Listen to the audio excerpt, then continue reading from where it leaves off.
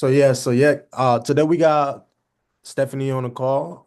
Stephanie been she's a veteran of the credit repair business. How long have you been? Like about 20 years? How long have you been?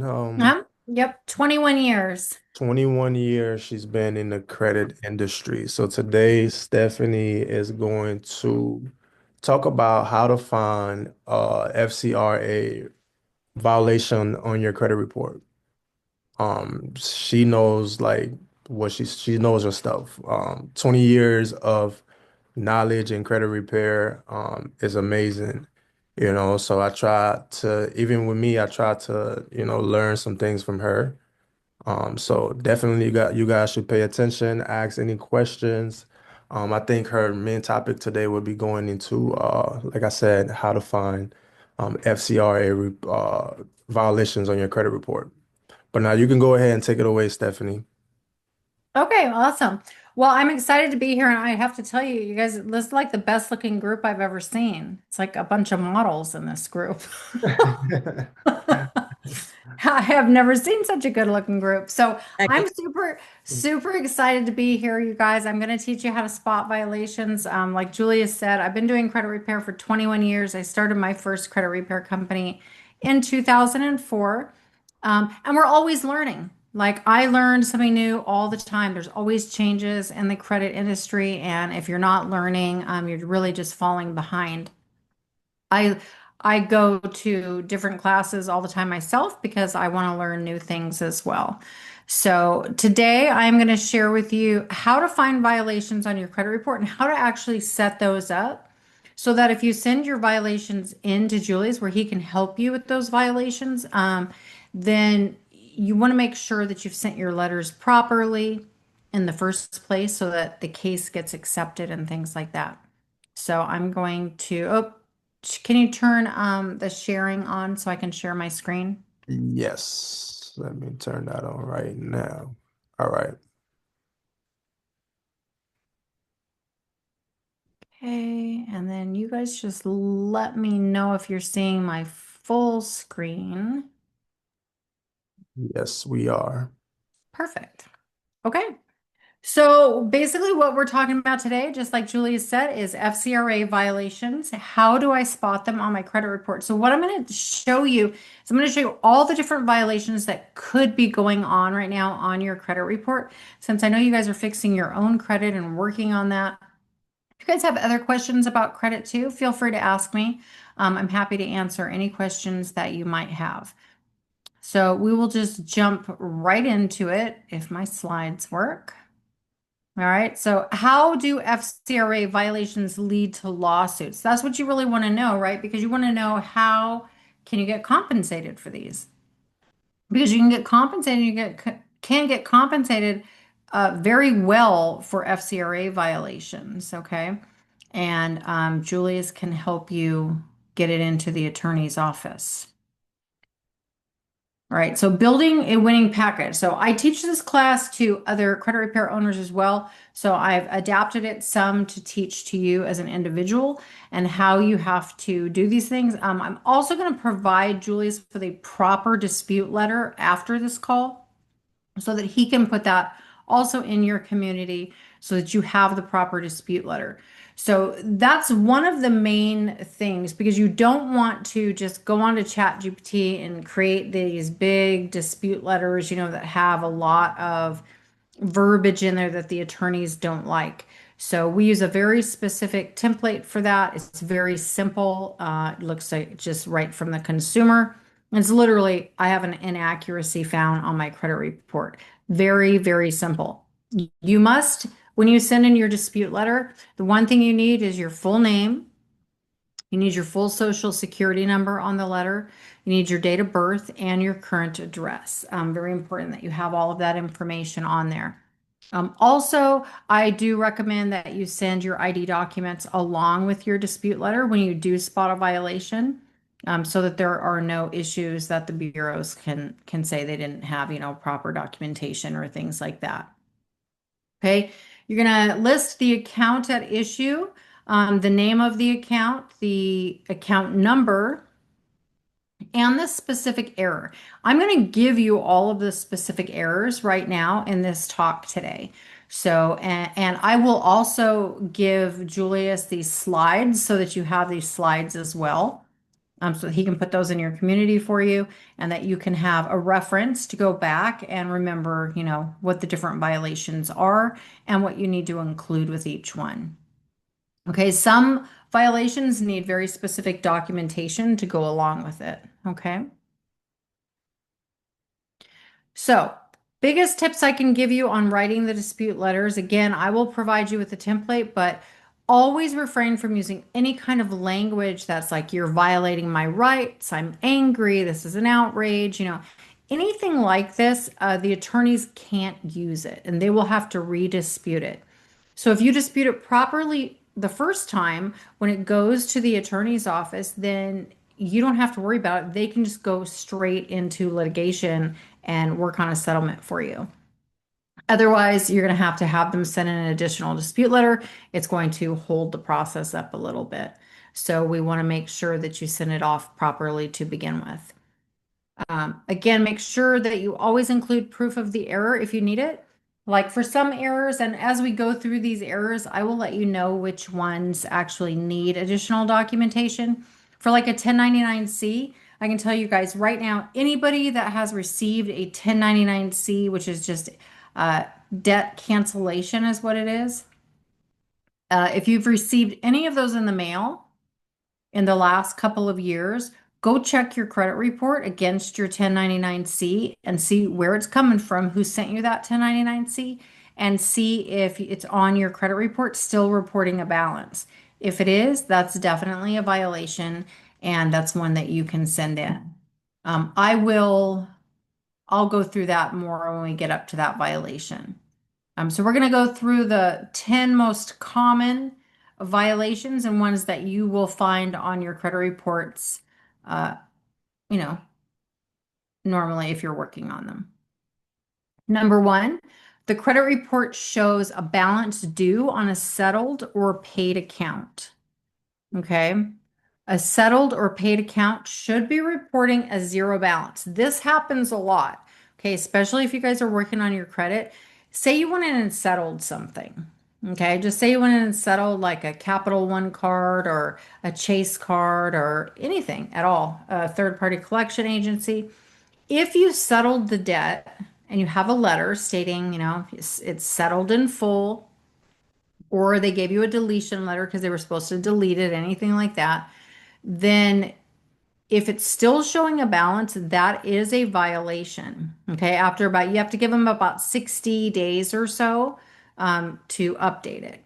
If it's still not updated after that, you've pulled a fresh credit report, it's still showing that balance, that's definitely a violation. This is the exact dispute. Now, in these slides, I give you the exact disputes for every single violation, and you should send them in verbatim.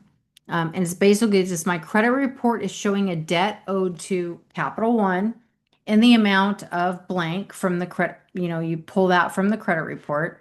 This account was settled in full with Capital One and there's no balance due and owing.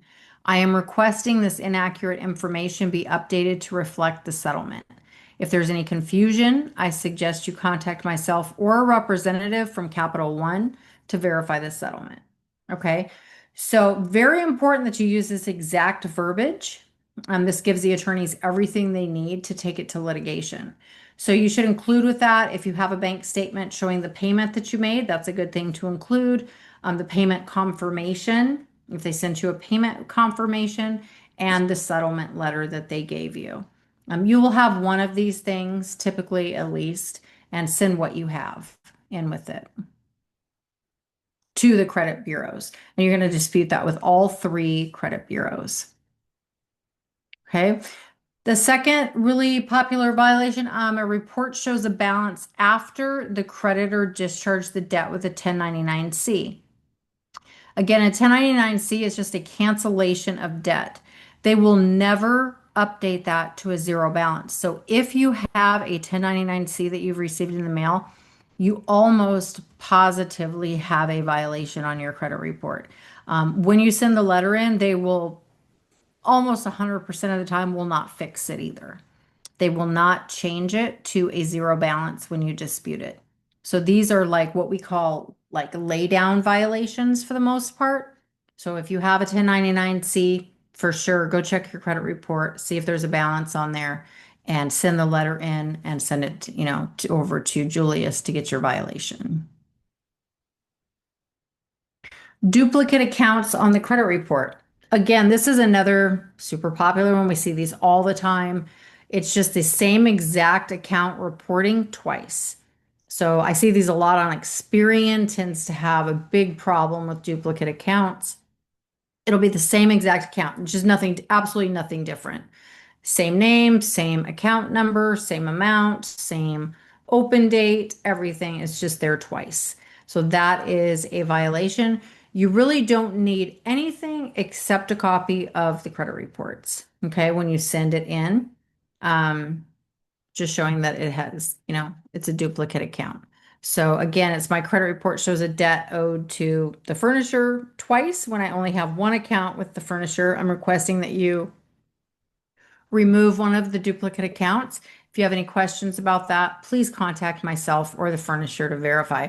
That's the important statement in there. If you have any questions, please contact myself or the furnisher to verify. The attorneys really like that statement in there, so make sure that you always put that in there. Okay? So the only thing, again, you would need to provide Julius for this in order to send that violation in for you is the first credit report you pulled showing it has a duplicate, your dispute letter showing that you disputed it and the date on it, and then the second credit report that you pulled showing it was not fixed. And you can do all of that can be done within 30 days. The debt buyer and original creditor both reporting a balance due. That is actually another really popular violation that you'll see a lot. So this means you have Capital One reporting on one side uh, with a balance, and then you have, say, LVNV funding or Midland funding or somebody or portfolio recovery, a debt buyer who is also reporting a balance on that same debt. They cannot both report a balance. That is an FCRA violation. Only one of them can report a balance, and it's going to be the debt buyer. Okay. Once the original creditor sells or moves that debt or transfers that debt to that debt buyer, then if that debt buyer is reporting the balance, the furnisher cannot. Again, I'm going to provide you guys all these slides so that you have the exact disputes for each one of these. Again, you just need to send the letter, have the report that you pulled first, the report that you pulled second after you had sent the dispute in, show it did not get fixed after enough time has elapsed, and then you will be able to send it in to the attorney. Julius, how much do they know about? Have you talked to them at all, like about how much they can actually get from these violations? Nah, I haven't really into specifics about violations at all. Okay, so one of the cool things, and I don't know if we mentioned this or not, probably the coolest thing that you're going to get is you're going to get money from these violations. So if you have these violations, and I'm sure a lot of you will or do already have them now, you get paid. So when these get sent in to the attorney, you get anywhere from $1,000 to $2,500 per violation on your credit report. So it's a nice check because you have rights. I mean, these are your, fair credit reporting rights. That they report accurately on your credit report. So you do get nice little checks for these. And you're going to have them, so you might as well get paid for them. An unknown account on your credit report. This is if you have true identity theft, okay? If you have identity theft, that is absolutely, and they don't fix it, and you've sent in the FTC fraud affidavit and it's not fixed, then that is a FCRA violation. Okay. My credit report is showing an account with furniture. I have no knowledge of this account and believe that it is the result of identity theft. I have attached my FTC identity theft affidavit to this dispute. I'm requesting that the account be removed from my credit report and that if any of the information in my FTC identity theft affidavit is reporting on my credit report, that you remove that information as well. So it's just very specific.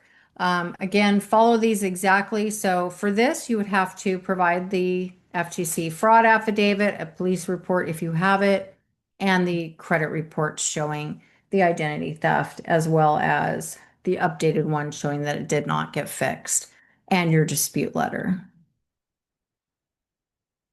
A short sale listed as a foreclosure. This one honestly is not as prevalent anymore. Back in like 2014, 13, and 14. Sorry, my puppy's over here chewing things up on the floor. In 2013 and 14, there was a lot of foreclosures due to the downturn from 2008. It was a lot of that was happening, 2012-ish, stuff like that. So we saw a lot of this. Now we don't see so much of it, but it's still the same. If somebody has a short sale or if you've had a short sale and they're listing it on your credit report as a foreclosure, then that's definitely an FCRA violation. They do have to have it listed as a short sale, settled for less than the full balance, not showing as a foreclosure. Another violation is debt is discharged in bankruptcy, reporting a balance due. So if you've had a bankruptcy, and you have all of the items that were included in that bankruptcy. Say you have one or two that are still hanging out and they're still showing a balance and things like that. If they have a balance, then it is an FCRA violation. You just send in the debt, or the letter. My credit report shows an outstanding balance owed to whoever the furnisher is. This account was discharged in a bankruptcy. I'm requesting that this account be updated to reflect a zero balance. Please contact myself or the furnisher to verify, or you can find the discharge from court records. Now, you can also attach your discharge paperwork. So there's usually 1 or 2 pages inside of that bankruptcy if you've had a bankruptcy, and it'll list all of the accounts that were listed or discharged in the bankruptcy. Send that all along with it. Again, sometimes they fix it, sometimes they don't, but if they don't fix it, this is a really easy one to go get a violation on. Account is too old to report. This is if it's over 7 years. So accounts must be removed after 7 years. The countdown for that time frame starts from the date of your last payment. So that first 30-day late that led to the derogatory event of, say, a charge off or a collection, that is the month prior. So the last time you made a full payment is when that countdown clock starts. Okay, from that first 30-day late. It's kind of confusing because it's really from the month prior to the first 30-day late, but you could go with the month of the first 30-day. And then if it's been over that 7-year period. Okay. Anything that's over 7 years is definitely a violation and should go straight over to Julius. Your information is mixed with someone else's information on the report. So this happens all the time. You will never get it fixed. That's the thing too. The attorneys love that. This is another one that we call a lay down because no matter what, they're not fixing it. So you can dispute it and just wait for the results or no results because they didn't even respond, and you know that this will be a violation. This happens a lot with juniors, seniors, first, second, and thirds, things like that, because they have the same name. So you'll have your dads or your brothers or your sisters, everybody's, stuff on there. So if it's truly mixed, just send it in, list the account, saying which items are actually not yours on your credit report. And a lot of times these can be positive or negative items. So list which ones are wrong, and then if they don't fix it, this is a definite violation. Okay, authorized user. So this one is really interesting. because most people definitely do not know this on the violations. So if you have an authorized user account on your credit report and it's showing all user activity, this is a violation. Okay. So our goal is right when we're working on our credit is that we want to remove the derogatory information. Now, if you have an authorized user account that's good and helping you on your credit, do not do this. Okay, leave that authorized user account alone. Let it help you, let it do its thing. Do not try to get a violation on a positive account because there's no damages there, so you can't. Okay. So if it's good, leave it alone. This is just for derogatory authorized user accounts that is on your credit report. So say you have, say there's a charge off. Say somebody added you to their account a few years back or something, and they had good credit at the time and they did it to help you, but then things went south and it went bad. It ended up getting charged off, and now it's sitting on your credit report. You can get these removed 100% of the time. Okay, never worry about it. If you have an authorized user account on your credit report, you can get that off your credit report. There's just a process to it. So, an authorized user, if it shows all of the user activity, not just yours, it's a violation. Okay, almost 100% of the time, they're showing all of the activity. Okay, but that's your dispute. My credit report shows account activity on, say, Capital One that does not correspond to my usage on the account. I am an authorized user on the account, and all activity is being reported on my credit report. I'm requesting that my credit report be updated to only include my account activity. Now, they're going to do one of two things. They're going to pretty much ignore it and do nothing, or they're going to just remove or close the account. It's going to just go away. I think it doesn't even really go away anymore. I'm trying to remember how it reports, but it takes it out of your algorithm so it doesn't hurt you. Um, or they just delete it. Okay, so either way, if they don't fix it, it's a definite violation. Okay, if they don't remove it from your report, if it's still showing. So probably a lot of people have that.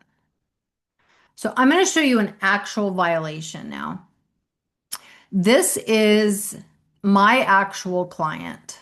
Okay, I'm going to show you what happened and things you can watch out for that are violations. Because this wasn't really in any of the violations I just showed you, but there's other things that are violations. You just have to start learning how to find them. So this was the December 2024 credit report. Here is the NCB account. So we settled this account. Okay, it was reporting on TransUnion and Experian. So they went in and they settled the account. They paid it. We got the settlement letter. NCB, they do a deletion, okay, for that. So they're like, okay, yep, we'll do a pay for delete. Great. So they did.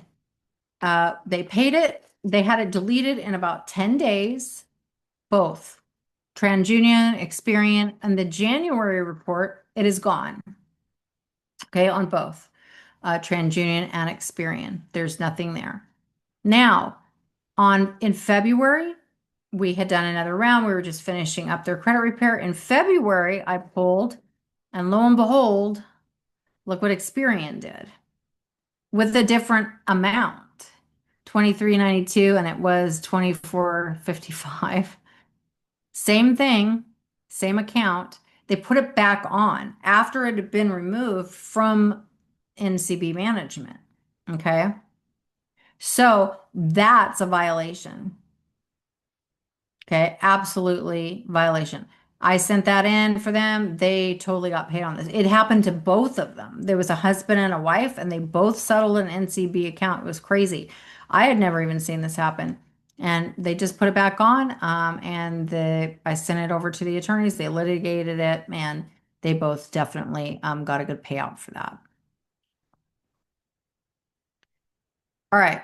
So, does anybody have any questions about violations or just your credit report in general that I can help you with?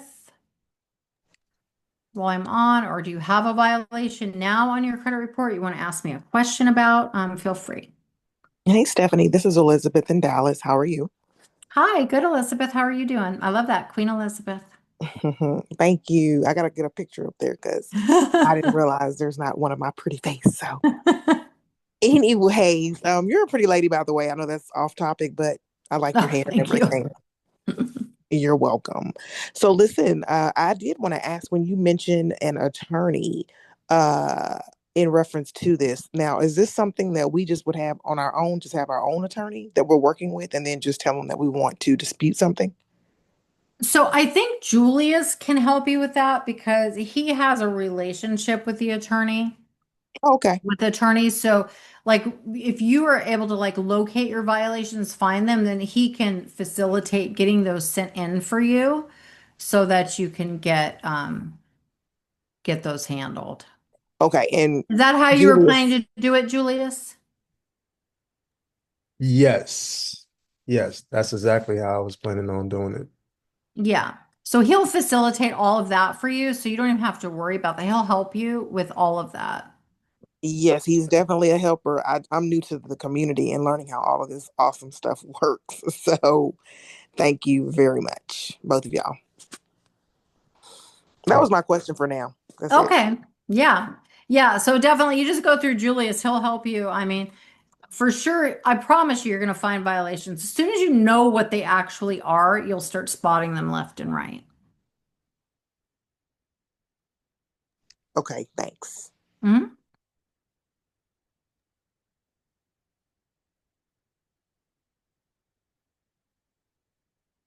do you guys have any other questions for us, for Stephanie? Yes, this is Elizabeth again. Yes. I wanted to ask also the time frame on filing these disputes or what, or not the disputes, but the violation. Typically, how would they notify you to let you know how you're going to get compensated for it?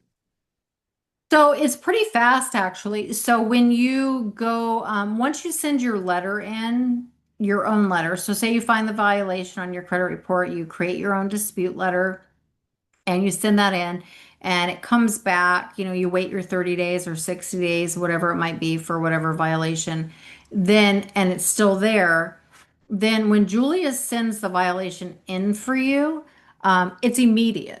So right when he sends it in, you're going to be contacted from the attorney. Like the attorney will get in touch with you almost immediately to review your case, accept your case, and then they will work directly with you, okay, to take your case. And then within usually the first 30 to 60 days, they're going to fix whatever the issue was, get that fixed immediately. And then usually I'd say about 90 to 120 days, 3 to 4 months before you get a payout, before you get a check. To They're know. fast. Okay, thank you. Good to know. Yeah. They settle them. They don't, for the most part, they never actually litigate, right? The bureaus have all these things set up where they just settle all of these out. I guess they just figure it's cheaper to settle them all out than actually do the job properly to begin with, which is crazy.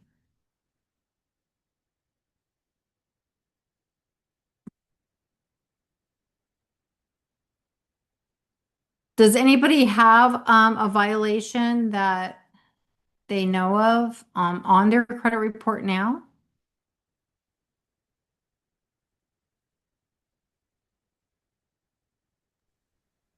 Well, not that I'm aware of. I'm No. gonna have, now that I've gotten this information, I'm definitely going to go and do Right? it. Yeah, and Julius can help you spot those violations. So, Yay. yep, he has a wealth of information. Hey, I do have a question, Stephanie. So I think Julia said show you. I think you take a look at my credit profile already, and I had something that was a authorized user account, but it was right. It was signed off. It was complete. This is fancy, by the way. Yep, hi, Um, Fancy. so I think you take a look at it, but it was also something that was can you elaborate when you look at it what that means? It wasn't my straight up account. It was a joint account. Yeah, so was it an authorized user account or a joint account? Because an authorized user account and a joint account are different. So Okay. if it's an authorized, if it says authorized user on it, then Mm-hmm. if it's a derogatory, then that I would definitely do a dispute on. Yeah, Um, it was closed actually. It's a close.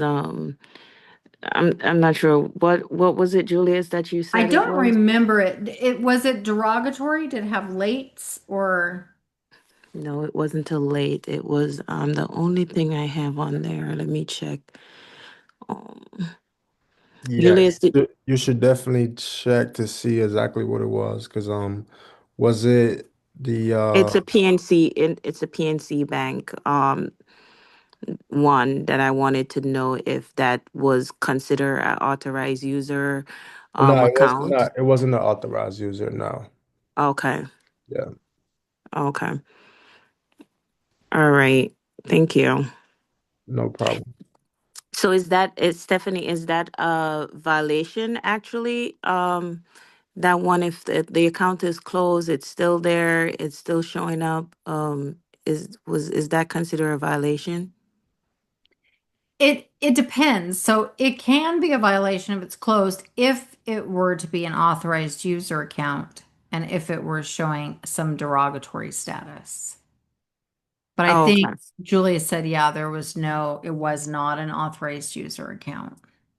So then Oh, okay. probably not. And I think I looked at, I don't think we didn't find a violation, did we, Julius? I can't remember off the top of my head. When I went on there, it said potential violation. Oh, maybe it was because it was one that got paid off or was settled and wasn't showing settled. Okay, yeah. Yeah. But Thank we you. could always take a look. Yeah, no problem. All right, everybody's so quiet. Right. Why is everybody so quiet today? I know you guys have questions for Stephanie. I know we dropped a lot of info. Yeah, I think everything is pretty straightforward. Um, I think if you guys want to, you guys can always go back on the recording to see specifically what the violations are and be more specific to see if you guys have them on your credit report.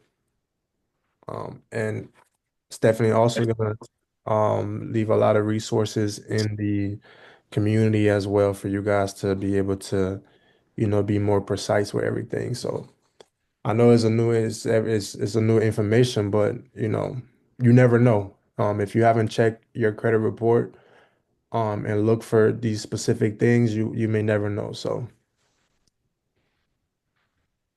Well, yeah. Yeah. Hello. Uh-huh. Yes, this is Christopher. I had got a collection removed. It was 7 years old. It's now past, way past 7 years. And they put it back with a different debt collector. Yep, that's a violation. Okay. Yep. So if you have, do you have a copy of the old credit reports showing the date when it was reporting from before? I will have to look, but I don't. I honestly don't know because it's been, I want to say, 15 years since like that account was activated. Like it was activated back in 2011, I believe.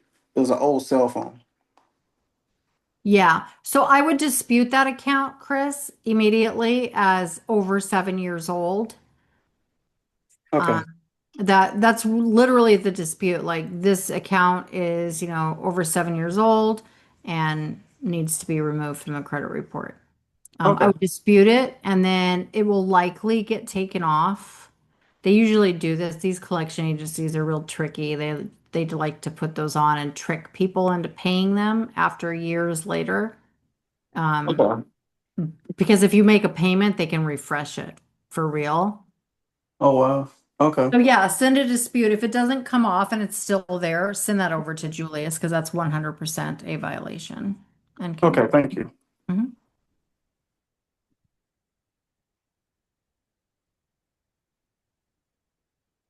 Yep, re-aging is not okay. And they do that a lot.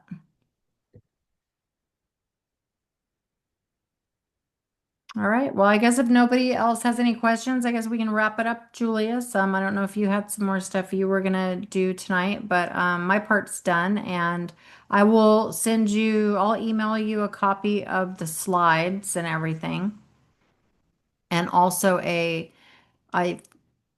send you a FCRA.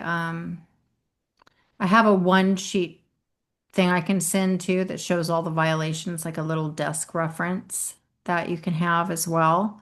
And I will send over as well a copy of a letter. That's a good letter to send as well. Okay, awesome, awesome. So yeah, guys, we're gonna have all of that information in the community in the classroom section.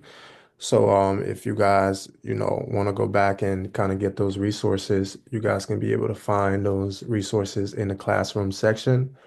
And yeah, so Chris, definitely reach out to me. Um, Stephanie is gonna send me resources to be able to. Actually, Chris is now, he's getting back on right now. Yeah, so Chris, I was saying, definitely reach out to me, Chris. Um, Stephanie is gonna definitely, if you want that specific dispute letter, we're gonna have it in the community as well, and you can be able to find it there, to send that out. So once you send out that dispute letter, and they don't remove it, then we can move forward with the FCA violation process. So I'll be able to connect you with the attorneys, and they'll be able to take good care of you from that point on. Okay. Thank you. No problem, no problem. But yeah, so you guys don't have any questions about anything else?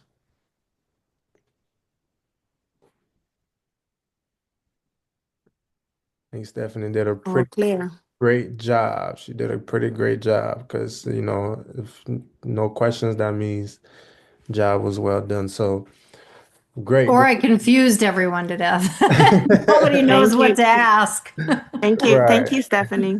So let me You're let me say welcome. this. So how do you guys feel about everything? What do you how do you guys feel about, everything that Stephanie just went over? You did a good Great job in explaining information. it. Oh, No, yeah, definitely applied. I mean, I appreciate the new information that I learned tonight in this community overall. Thank you. For me, I feel like once when she send the sheet in the community as far as like the violations, what we can what we supposed to look at to view on our credit report to see what's actually considered a violation, I think I'll get a better revelation of it that way. right. That's what I was saying earlier. It's new information, so it's obviously it's gonna take some time to register everything in. But once you guys go over the resources and everything like that, it'll make better sense and everything, and it's straightforward after that. Yeah, there's a little learning curve to it. I mean, you're not going to just figure it out right away. That's why Julius is a really good resource for you because he does understand it and he can also help you spot them. Hmm. So if you're not sure if you have a violation, and you could have him check it out too. Other than that, how everybody else feel about everything Stephanie just went over? I feel pretty good about it. It's, more knowledge. Amazing, amazing. Awesome, awesome, awesome. Well, we'll go ahead and wrap it up. If nobody else have any questions, I think, Thanks again, Stephanie, for coming on and sharing Yeah, no this problem. information. We're definitely going to have the recording in the community for other individuals that wasn't able to make the call today to see. And everybody else that's on the call as well, you guys can always go back and rewatch it. And along with the resources in the community as well, because you never know. It's something one like why not get paid off for disputing things off your credit report, right? It can happen to anybody. You might know somebody who may have a FCRA violation on their credit report. That's a easy way to get it off and get compensated for it as well. So, super, super, super valuable information. And I think a lot of people can take advantage of this new information for sure. So, appreciate you once again, Stephanie, for coming on board and sharing this amazing information with us. And um, if anybody watching this, just go ahead and reach out to me. If you find a violation on your credit report, um, or if you want to move forward, if you want to move forward with understanding how to find a violation on your credit report. Alrighty, awesome. Well, thanks everyone. We'll see you guys back on the call next Monday at 8 p.m. Eastern Time. All right. Thanks so much. Thank you. Thank you. Bye-bye. Thank you. Thank you. Thank you. All right. Thanks. Good night.